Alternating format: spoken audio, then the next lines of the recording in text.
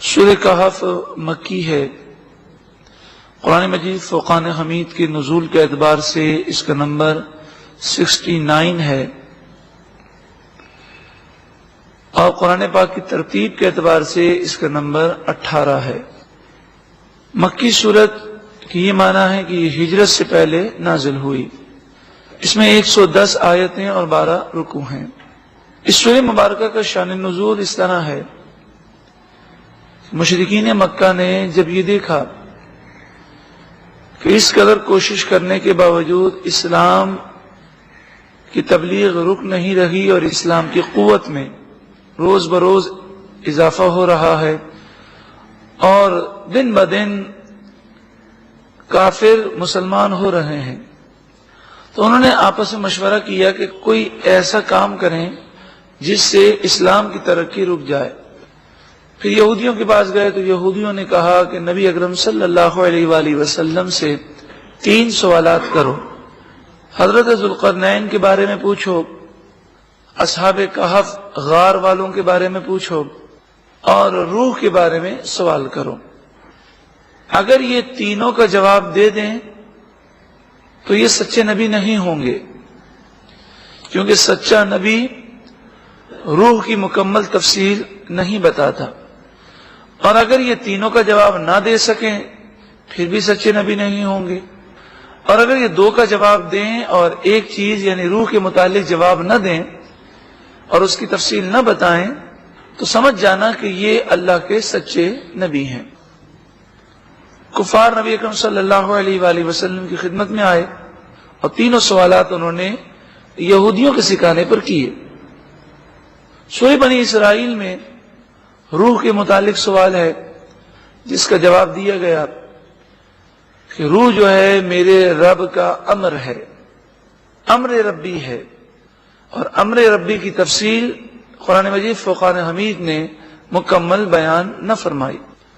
اور دوسرے جو 2 سوال تھے اس میں سے ایک سوال تھا غار والوں کے بارے میں اور دوسرا سوال تھا حضرت ذوالقرنین کے بارے میں۔ ان دونوں سوالات کے جواب کے لیے سورہ کہف کا نزول ہوا۔ اس سورہ مبارکہ کو جمعۃ المبارک کے دن بے شمار مسلمان پڑھتے ہیں۔ حدیث پاک میں اس کی بہت بڑی فضیلت بیان کی گئی۔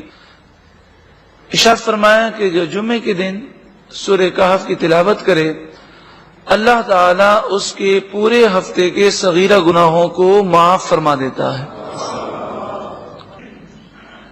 کہف عربی میں غار کو کہتے ہیں، چونکہ اس سورہ مبارکہ میں غار والوں کا ذکر ہے، اس مناسبت سے اس سورت کا نام سورہ کہف ہے۔ بسم اللہ الرحمن الرحیم، اللہ کے نام سے شروع جو بہت زیادہ مہربان نہایت رحم کرنے والا۔ الحمدللہ الذی انزل علی عبدہ الکتاب، تمام خوبیاں اس اللہ کے لیے ہیں جس نے اپنے بندہ خاص پر اس کتاب قرآن مجید فرقان حمید کا نزول فرمایا۔ وَلَمْ يَجْعَلْ لَهُ عِوَجًا، اور تمام خوبیاں اس اللہ کے لیے ہیں جس نے اس کتاب میں کوئی ٹیڑھا پن باقی نہ رکھا۔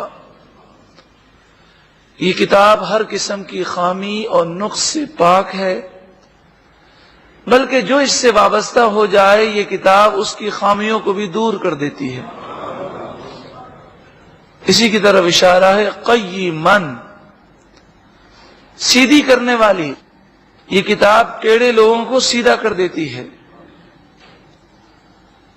لِيُنذِرَ بَأْسًا شَدِيدًا مِّن لَّدُنْهُ، تاکہ یہ کتاب ڈرائے اللہ کے شدید عذاب سے۔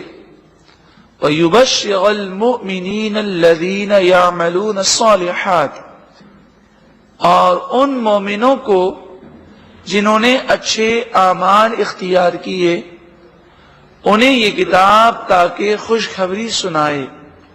گناہ گاروں کے لیے شدید عذاب کا ڈر سنانے والی کتاب ہے، اور نیک لوگوں کے لیے جنت کی خوشخبریاں سنانے والی یہ کتاب ہے۔ ان لہم اجرا حسنا، بے شک ان مسلمانوں کے لیے، نیک لوگوں کے لیے اجر حسن ہے، یعنی بہت اچھا صلہ ہے۔ ماکثین فیہ ابدا، یہ مسلمان ہمیشہ ہمیشہ اس اچھے صلے میں رہیں گے، یعنی ہمیشہ ہمیشہ جنت میں رہیں گے۔ وَيُنذِرَ الَّذِينَ قَالُوا اتَّخَذَ اللَّهُ وَلَدًا، اور یہ کتاب اس لیے نازل فرمائی تاکہ یہ کتاب ان لوگوں کو ڈر سنائے کہ جنہوں نے کہا کہ اللہ کی اولاد ہے، جنہوں نے نعوذ باللہ من ذالک فرشتوں کو خدا کی بیٹیاں کہا، اسی طرح حضرت عیسیٰ علیہ السلام کو خدا کا بیٹا کہا۔